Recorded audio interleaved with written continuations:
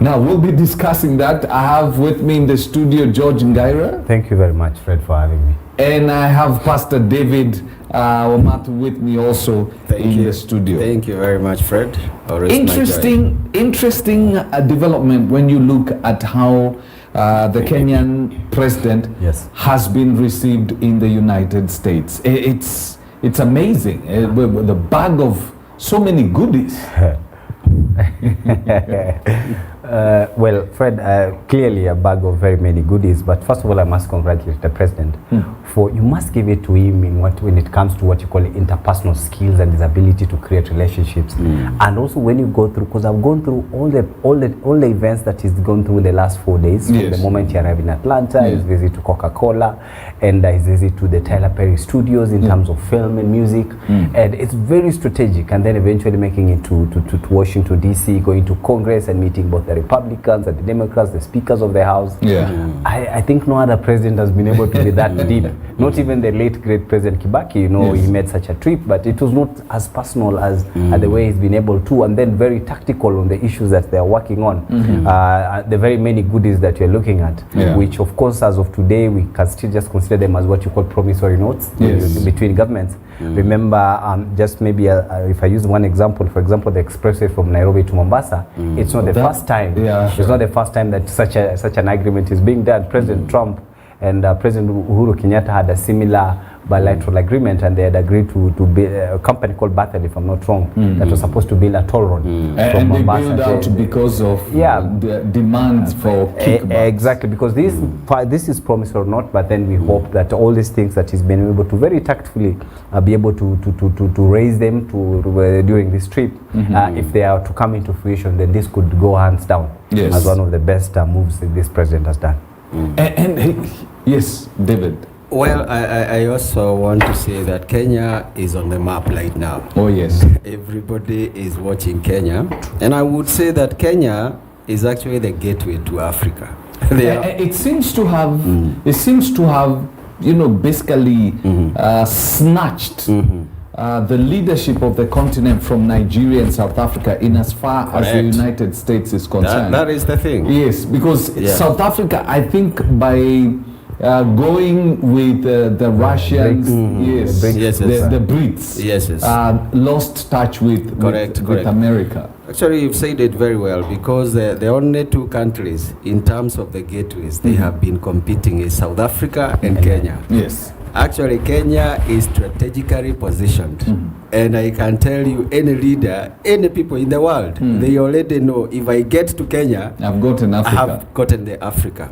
So it is a very, very important time for Kenya, and I have seen a lot of politics about the whole of this issue, and I think it is where the leaders really need to think, not politics, but at least to see exactly the season that we are in.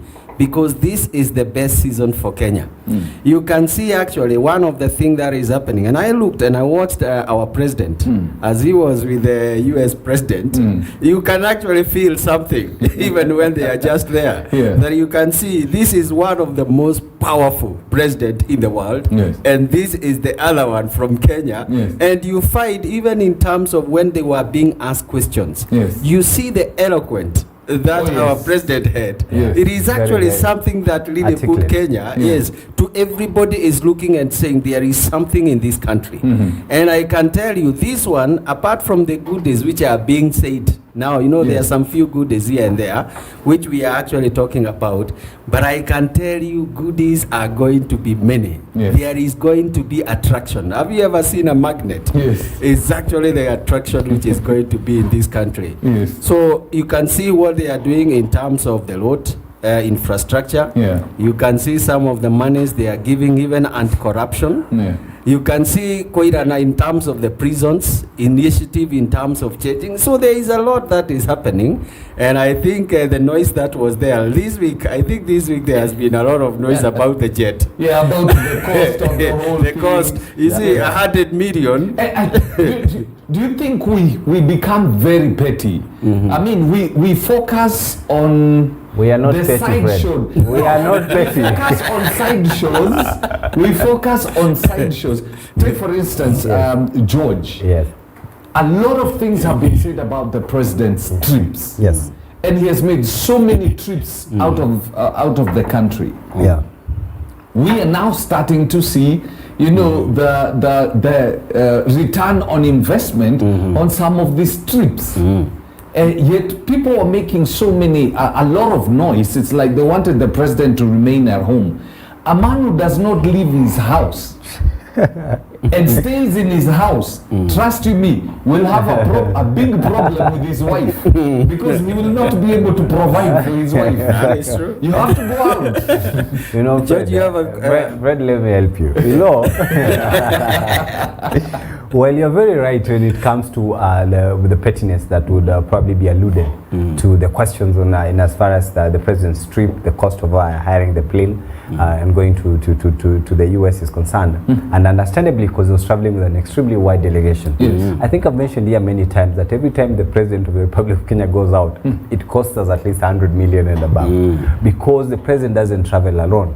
Himself, his family and security alone is about 30 people. And then when you bring in the different state departments, the ministers you see there that go with delegations, then you have at least 100 people on that plane going to traveling abroad, and most of them travel business class, especially the high-ranking officials. And you can imagine what it costs to just even go to London now on a business. I'm thinking. That is true. That is true. I mean, if it costs me, if I'm to travel to take for instance, I'm going on a business trip to Nigeria, and it costs me. I take the most expensive seat, whatever, and I spend 100,000 shillings or 200,000 shillings. But what I'm going to get there is worth billions. Surely, should the 200,000 shillings be an issue? As it stands today, this is just a promissory note. We are yet to see a coin. I tell you, George, you know, it is better to have that hope. You know, because I know there are quite a number of things. You see, like IMF, how much money have we actually been able to get? So what we are saying is it is a good promissory in the sense that we are sure there is something that will happen. It may not come 100%, but at least there is something that is happening. But I can tell you one thing. And I wanted people to tell me. Because people have been questioning that issue of hiring. Which option did we have? You know, that is what they are not telling us. Is it Kenya Airways? Will it be able to go there? You know, Kenya Airways flies to New York, by the way. True. There's a straight flight from Nairobi to But New York. you still need to hire an entire plane. Correct. So actually, that is the thing that I am saying, Fred. People, they don't explain to us in details because there was a necessity to do what he was doing.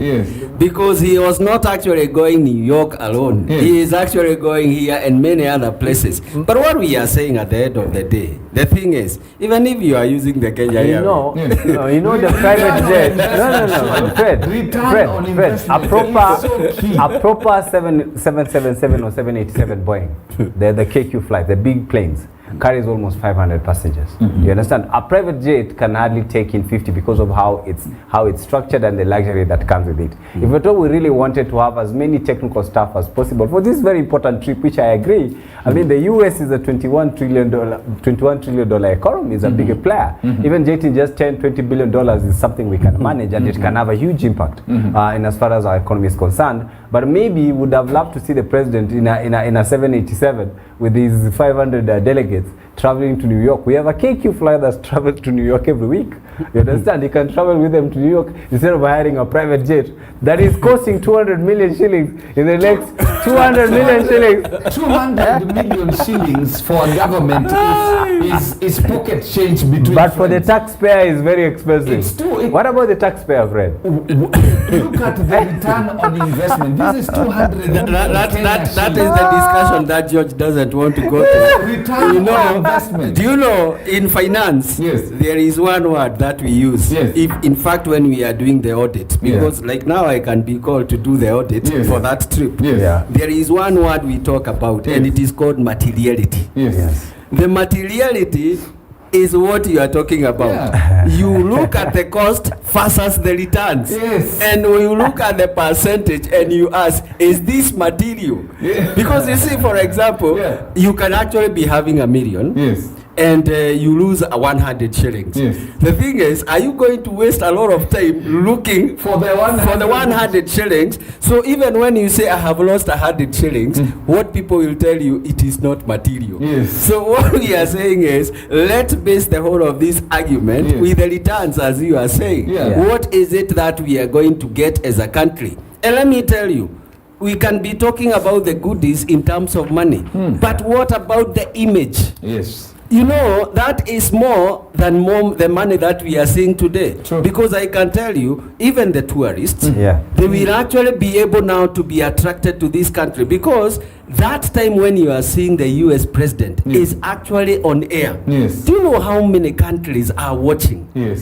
So many people are going even to know, hey, there is There's a country called by the Kenya. Kenya. What is in this country, And these Kenya? people are bright. Yes, so that is where we are saying there is actually a lot of many other things that are surrounding the trips, and we'll be able to see them when you start seeing people coming in. People will actually, even investors, they will try and see what is it that this US is trying to do in this country. So some of the investors, and you have seen even some of the people in IT, they want actually to set their hub in Kenya. They have actually been having their hubs in South Africa. So they are finding that Kenya is actually a strategic place for us to do this. We So don't have blackouts like South Africa correct, does. that is the No thing. shedding. We don't have it. So that's why I'm saying at the end of the day, Yes. Fred, the benefits are mega. Yes. And you'll be able to see them. And if, like the president, leave alone the taxes, Yes. this is now the way to build the country, Yes. whereby you bring the country to the eyes of everybody in the world. Yes. And that way,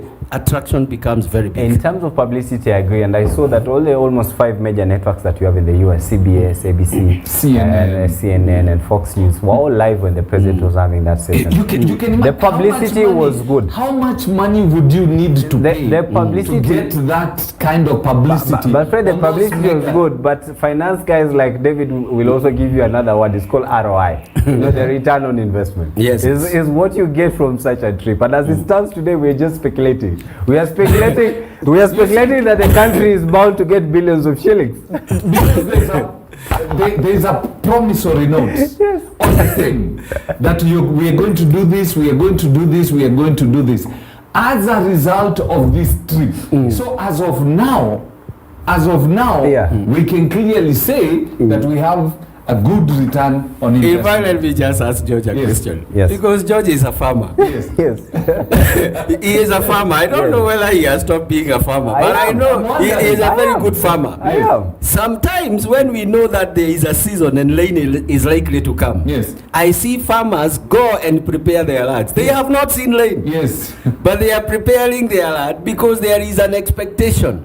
So what we are saying, sometimes preparations is actually something that brings the results, because some people will not prepare. When the rain comes, Yes. then they cannot be able to plant. So what Kenya is doing right now is the preparation for the takeoff. Yes. And I can tell you, if we don't do some of these things that we are doing right now, takeoff is not going to be All possible. I'm Now, saying- take for instance, Yeah. George. Yes. If President William Ruto had done Yes.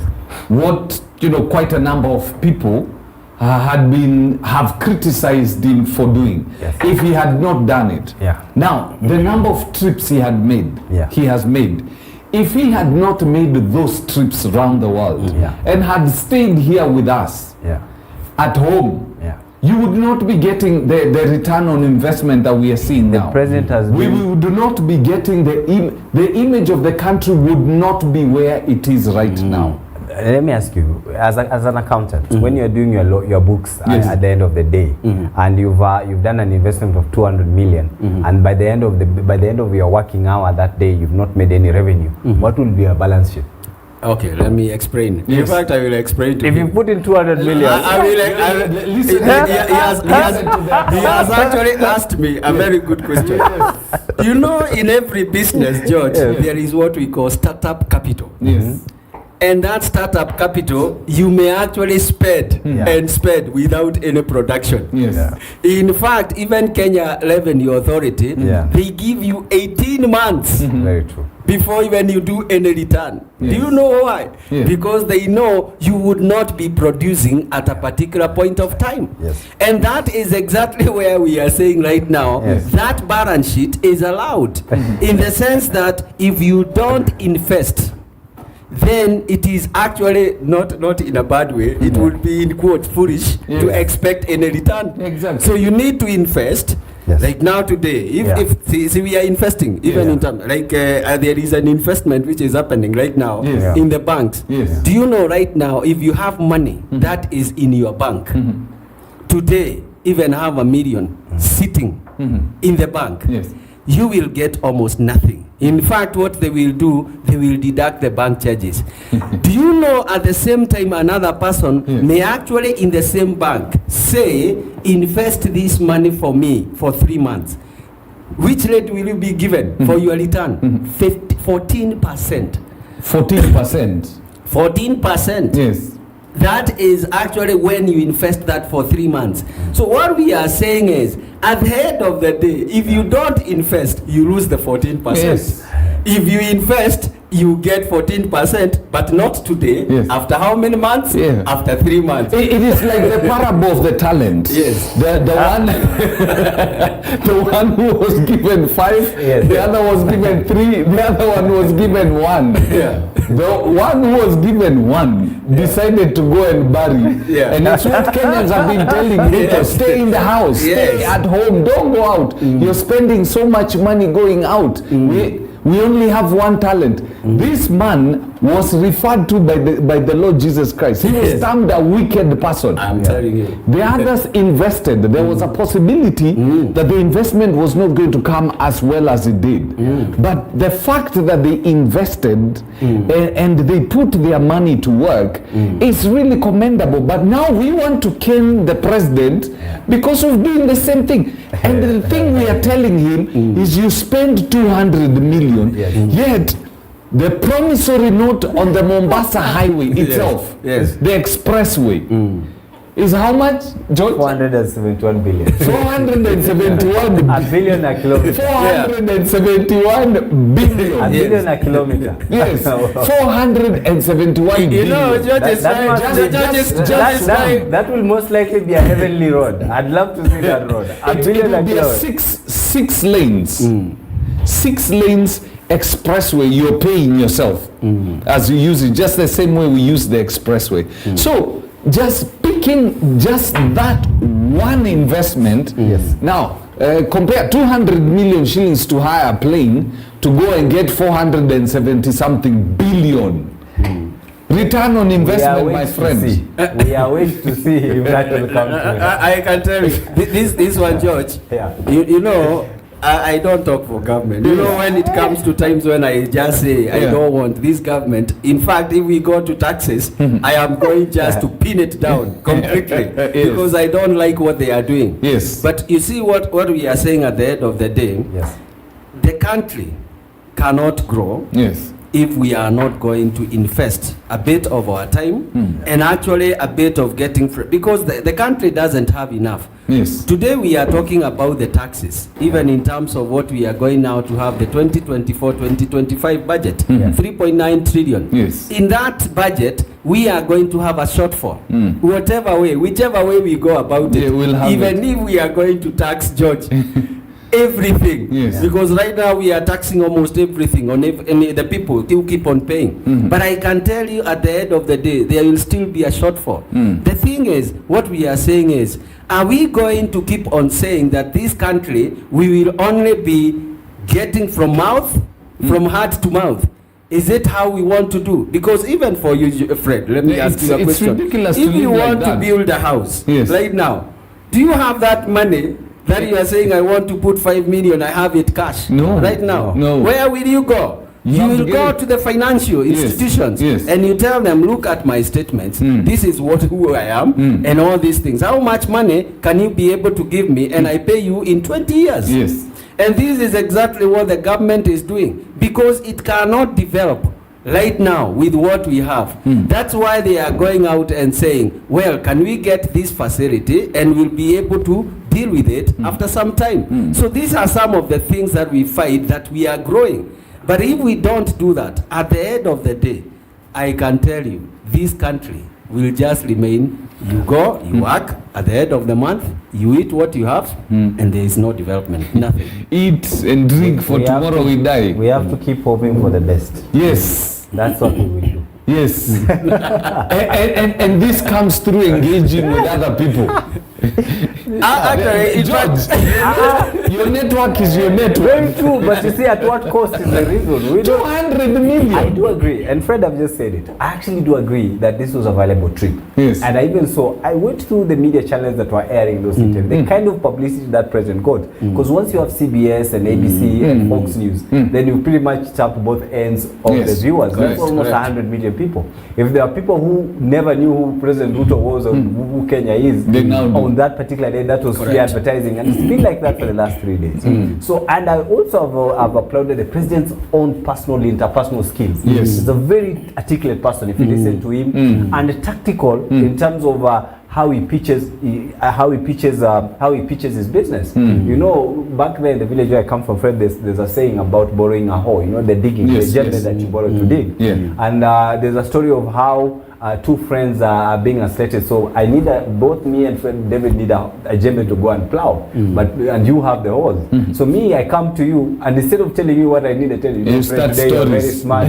I think this teaches nicely. And while I'm doing so, David, who has a clear mind, comes and say, okay, guys, I just have a minute, friend. Let me have the jembe first, because he has a very straightforward mind. This president has shown that when you look at the kind of issues he's targeting, where you know the housing, if we get this investment of 23.5 billion shillings, and is able to, this can deliver almost 200,000 units in terms of building and construction. He would have pretty much delivered on what he has been saying, of building 50,000 houses a year. This is a fantastic project. 471 billion might be his landmark project, because if you do a 6-lane road from Nairobi to Mombasa, if that materializes, because I've seen they're saying that it will take around 3 years or 4 years to build, that is assuming they have ready funds, that would very easily, if you can push it the way they push the SGR project, they can actually achieve it just before the election of 2027, and it can be a very big subject. So these are things that we all need, and we wish the president. I've always said, I'm one of those people that never wishes a president to fail, because it has a ripple effect on even us ourselves. If he fails and there's no power here, you know, it doesn't matter what my opinion is. I'm also a victim in the same process. Now, what do you think about the fact that he carried along with him some Azimio leaders? And I love this. We have the Machakos governor. Who else do we have? Gladys Wanga. Gladys Wanga. Mazayo. And Opio Wandai. I'll explain to you. That was not a presidential trip. It was an interrelation between the National Assembly and the Congress of the United States. And when you have that, remember the offices are not personal offices. They are institutional offices within the Parliamentary Service Commission. So you have an office of the minority leader. That's why even the president met the minority leader of the House in the Congress, and also the majority leader of the House. But what would you say about the governors? The governors also, they were representatives of the Council of Governors. I think you saw Governor Waiguru there as well. She's the president. You know, when a president travels, he travels with the state departments and not individuals. So when you're providing a list of those who are accompanying the president, they make sure they align each unit that has relevance in that particular trip, so that they go engage. Remember, part of the president's trip was that they wanted to link the Kenyan National Assembly with the National Congress, the American Congress over there. So both institutions of the two assemblies were relevant in this particular trip, and that's why you had Mitch McConnell there, and then you had also Chuck Schumer there, who's a leader of the Democrats in the House. They were there, the president met them, and actually the formal statement did not come from either of the political wings. It came from the Congress, and both leaders were there. And so they had to be mirrored by the same representation here. Opio Wandai and Stuart Mazayo are the leaders of minority in both the House and the National Assembly and the Senate, and were seconded there by the Parliamentary Service Commission as representative of the House. So they did not technically go there as leaders of Azimio, but holders of those particular offices. It could have been anybody else that is a minority in that House. Yes. Well, let me say one thing. This is not just a visit. Yes. It is a state visit. Yes. Actually, this is a state thing between the US and actually the Kenya. And that's why we are saying, let people not just talk. This is not just the normal visits that the president makes, because that's what they are not differentiating. Yes. And that's exactly why you have asked in terms of he is actually having other leaders. Because Kenya does not belong to Kenya Kwanza. Kenya belongs to everybody. And I like what George has said, that if there is no electricity, whether I am in Kenya or whether I am in Azimio, I will not have power that particular day. So Kenya is a unit, and this is one trip that actually has brought about the aspect, this is Kenya. In fact, when they are there, they are not talking about UDA. In fact, I don't think there is anybody who has even mentioned the UDA there. There is nobody who is talking about Azimio, because it is a state visit. And this is actually something which is big, in the sense that, you know, if for example, even the people from the opposition, they would have said, okay, I have been nominated, but I don't want to go because this is not a government. This is not my government. You remember, even there is a time that they were saying Ruto is not my president. Yes. In fact, for quite some time, the Azimio troop, they never recognized him. Nowadays, I see when they talk, they call him the Mr. President. But what we are saying is they would have actually said, where are you going with this person who is not our president? But at least what it has brought is actually, it is one. It is Kenya. So we are being recognized as Kenya. So this is a very good gesture. And actually, if we went to other countries, especially the countries which are in Africa, some of the countries in Africa, they would actually be saying, how is Kenya being able to do these things? So I am saying we should be proud about what is happening in Kenya right now. Very true.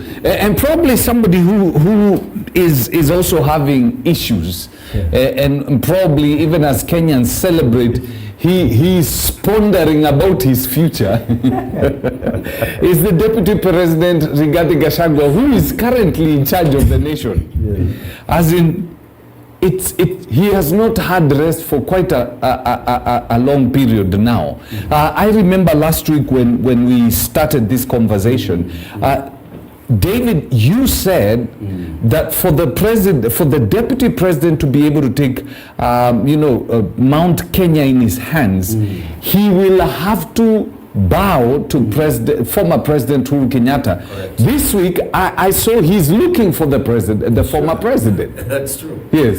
You know, let me tell you, Mount Kenya politics, and I am happy you come from there. I come from there. Everybody can actually tell you it is, and politics is seasonal. It is today you can be here, tomorrow you can be here. Where we were in 2022, Fred, is not where we are today. Very true. In fact, the battles that former President Uhuru used to fight are not the fights that he is praying today. And that's why we said the other time, our deputy president need to realize the season that we are in. The mantle, by the way, Uhuru does not have any problem in terms of giving out the mantle to anybody else. But I can tell you, the people who have actually refused is actually the people who give the mantle to Uhuru. Is it his to give? You see, for him, as the leader, you see, like you find like the president, when we went to Kasarani, who gave the sword? It is him. So he has to give the community sword also. It is like a constitution for the community. That the person to hand you over the baton is actually the person who is holding it. It is not other people to give you. So what we are saying is that he needed a lot of goodwill. And I can tell you where the deputy president made a mistake. He started the fight from day one. In fact, he has been fighting and fighting. And one of the things is that, as we said the other time, he had not developed the political capital, which was enough to make even the Mount Kenya people to get to understand and say, this is a man who can take us somewhere. Right now, many people in Mount Kenya don't understand him at all. So he needs actually to be... That is such a sad statement. Yeah, no, it is true. I can tell you. And you can see, like this week, he is a very frustrated man. He is one frustrated because at the end of the day, he doesn't know what to do. The young Turks are actually on his case.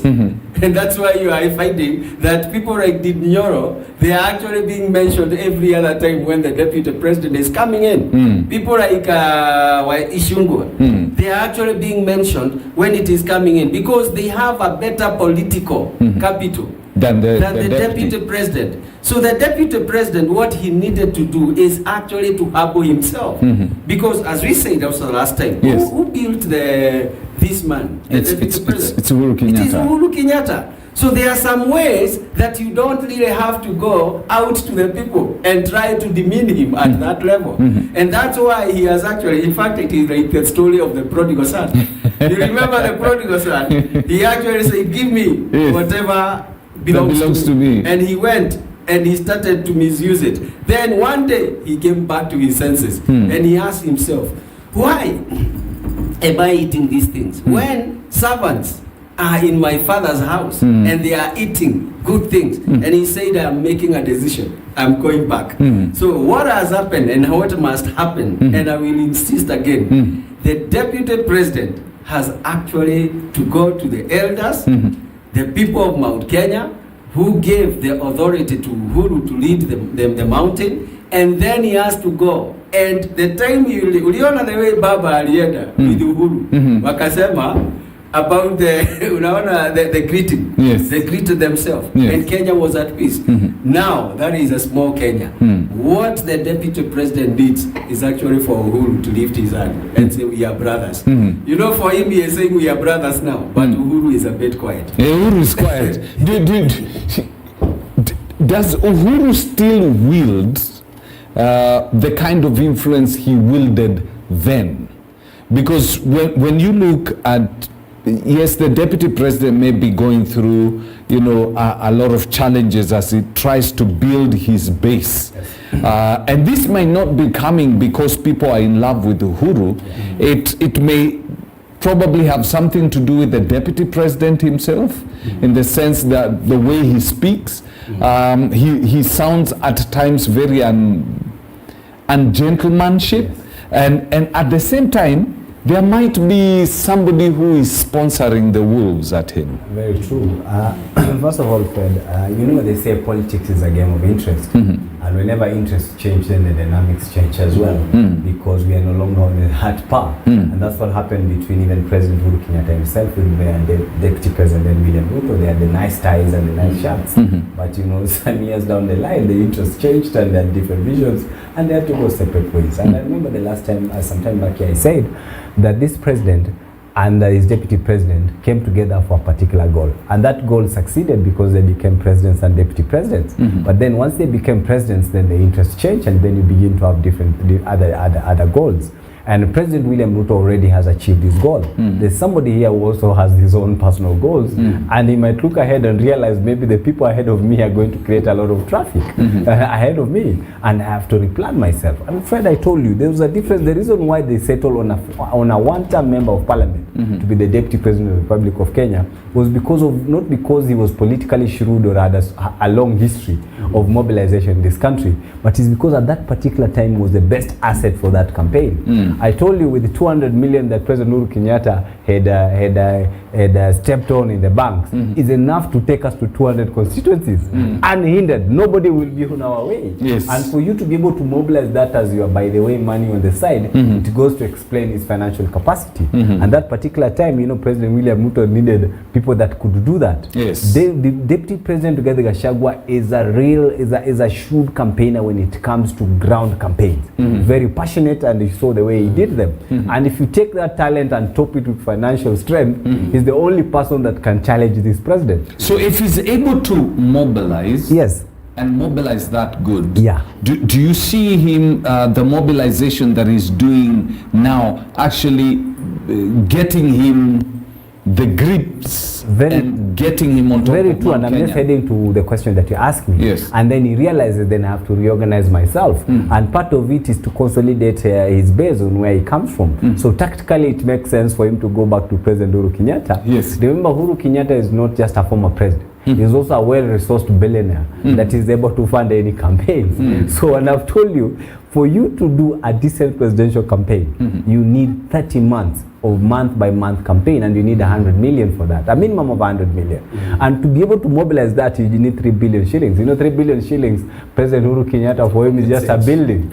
There's one building he owns here in Upper Hill, which houses all of this state corporation. That building is worth 3 billion shillings. Yes. So to him, that is something he's able to realize. So he's somebody that anybody would love to have an ally, and that's why you saw former Vice President Kalonzo Musyoka. He's stuck between President Uhuru Kenyatta and Gideon Moi because he realizes he needs people that can be able to take him across. Yes. And so he's somebody that he has a big name ID, he's an experienced politician, he knows how to win the presidency because he's been a president and he has the resources. So it makes sense. Do you see the former president supporting him? Is it a case, will it be a case of the enemy of my enemy is my friend? Fred, I've told you, politics is strictly about interest. Yes. No matter how ugly you are, yes. if you're working on my favor, yes. then there's a reason for us to work together. You understand? And so he understands that for this president, particularly for this deputy president to be viable in the next 20 election, he must consolidate his base. So that when he goes to the table, any other person besides even President William Ruto, you'll be able to see that there is value of this guy being on the table. And it starts by putting the numbers together. Some of the decisions that you had, and actually it has been alluded that he was also part of the people who actually wanted to see the Limuru 3 happen, because then it raises deputy president, because it raises the issues that are relevant for him to be relevant in the politics of on the Mount Kenya region. And Fred, I told you this. For Deputy President Rigathi Gachagua to regain his base in the central region, he must oppose this government. He must oppose this government and create what you call the siege mentality, so that he can galvanize their people around something. And he's already done it. That's why he's brought back the debate about 1 man, 1 shilling. He knows that it goes direct to the heart of the people of there. And he is a sitting deputy president. It means anybody against government that goes against that, then he's going against the people of Mount Kenya. It gives him a clear base now to go back to the people. And remember, that's what this former president was championing. Remember, BBI was all about 1 man, 1 shilling. Yes. So it makes every sense for him to go back to get President Uhuru Kenyatta and tell him, now I'm backing what you're supporting. I'm in a government, I'm ready to support it, and let's go all the way. And you see, for him, he's a businessman. He's a real risk taker. You know, Rigathi Gachagua is not like the likes of Oparanya and Wetangula that cannot pick an issue and run with it. Yes. The only person that has proved that over the years has been Raila Odinga, where he picks an issue and at all costs and runs with it all the way until it gets to the end, so that they can determine what happens. He's that type of a person. He has personally the resources to go around the country. Then Rigathi Gachagua, but he also comes from a region that has people that have resources to go around the country. So nothing stops him. One of the things they raised in Limuru 3, and maybe David you can correct me, they said we have 6 million votes. I don't know if you heard that. The guy said we have 6 million votes, and the other person that is leading us has 2 million votes. We are not. We cannot be seconded to be pushed around. We are not people to be pushed around. And worst case scenario, we might go for the presidency, because they said, and the reason why they said they might go for the presidency was not necessarily to win the president. They said we need to consolidate our political capital, and I think politically that makes sense. So President William Ruto must be very careful, because indeed this Rigathi Gachagua, unlike the other politician, is a real risk taker. Even for him and the few other people that decided to stick with President Uhuru Kenyatta, remember he was one of those that were actually hunted from their homes and taken to cells and taken to courts. But even with that kind of pushing, he stood firm in what he believed in, and they went all the way. So he's not one of these small boys. He's not a pushover. He's not a pushover. Do you see? Do you believe what you know? There's a narrative that is coming that there's a possibility President William Ruto is actually the one sponsoring the Ndindi Nyoros of this world to challenge his deputy. Well, let me tell you, and I will say today, and this is my opinion, it's not for EBN, lest anybody comes for the EBN. It is me as a person. And I know sometimes you put there, this is not... advertisers announcement. Yes, because I will tell you one disclaimer. Thing. And right now, I want to get into the mind of the president. And I can tell you, you have asked a very good question. Our president is a very bright man. He has been in politics from 1992. Not like the deputy president, who is just a one-term member of parliament.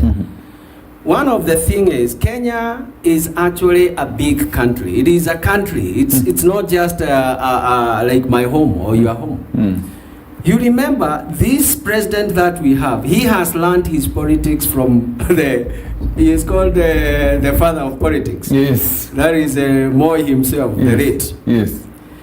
And one of the time, there is a time that Moi told Saitoti that country is bigger than individual. Yes.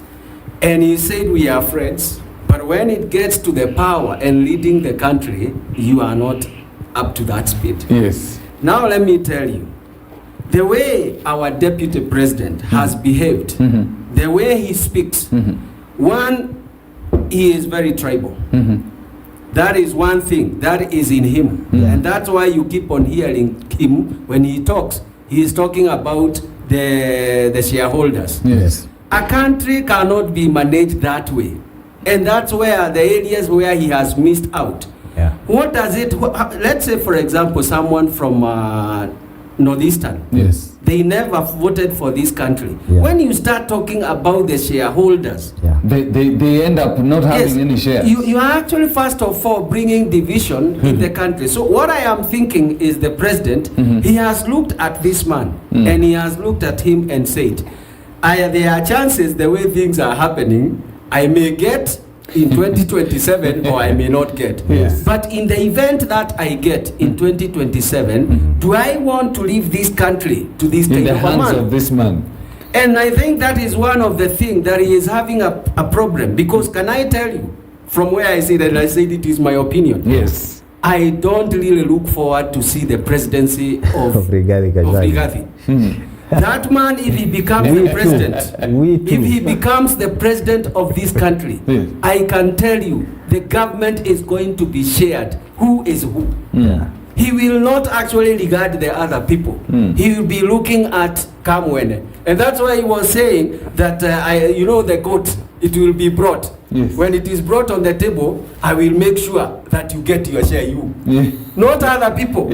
It is actually the Mount Kenya only. You cannot be a leader and you are only talking about Mount Kenya. And I think the President Ruto is having such a big challenge with this deputy president. And I can tell you, I am answering now your question. Yes. I can tell you, he can do whatever he has to do. To destabilize him and keep him so because unsettled. I don't think really his idea would be actually to go 2027 with the same. You know, young Ndindi Nyoro has already been to 18 counties in the last 6 months. Ndindi Nyoro, the 18 counties, conducting harambes, almost the same tactic that this current president used in the other regime, to be able to go around the country, and it has been raising questions. But this is what I wanted to say. Rigathi Gachagua, maybe he might mean well in what he's saying, because he's a leader and he comes from a region, and he might be expressing very valid reasons representing the opinion of their people. Yes. On the issue of 1 man, 1 shilling, it's not even an issue of just Mount Kenya. In Western region, we are very populated. Kakamega County is the second largest county by population after Nairobi, because it's Nairobi, Kakamega, Kiambu, I think Nakuru, and Bungoma. So it's one of those outright beneficiaries of what even Deputy President Rigathi Gachagua is saying, because that is a county that has 2.6 million people. It has 12 constituencies just like Kiambu County, and it requires an extra 4 or 5 constituencies so that it can double up in terms of when it comes to CDF allocations and all the other funds that come into the county. But you see, the tactic of how you bring that on board is then what matters, and this is where now communication skills is relevant. Fred, you can't come to a country where taxes are collected countrywide.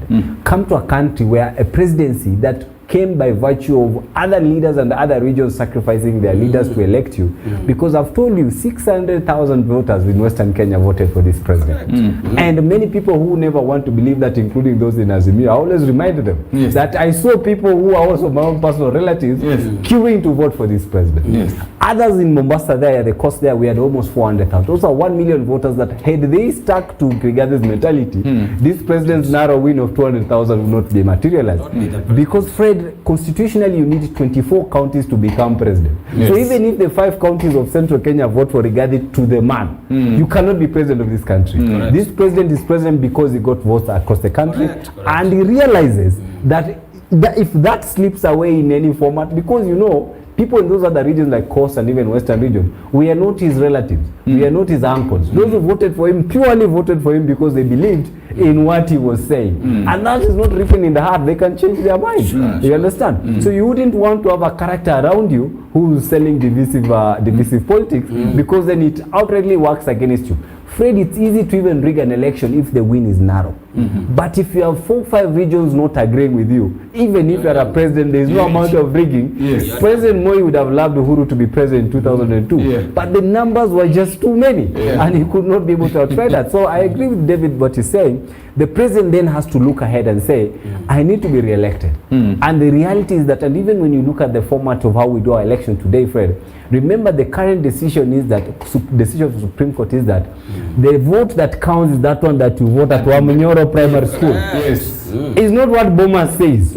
And the way it's structured, the declarations that are final are at the constituency level, you must really go over and above to rig that election. Now, is this battle that is being fought within that region for 2027 or 2032? Well, that's why now I'm saying 2027 is actually the pivotal. It is actually very important because it is the one which will determine what happens in 2032. Actually, in the mind, do you see the president dropping regarding 2027? Really? I can tell you, and that's why I say this is my opinion. Deputy president right now, the current, is not the best bet for the president.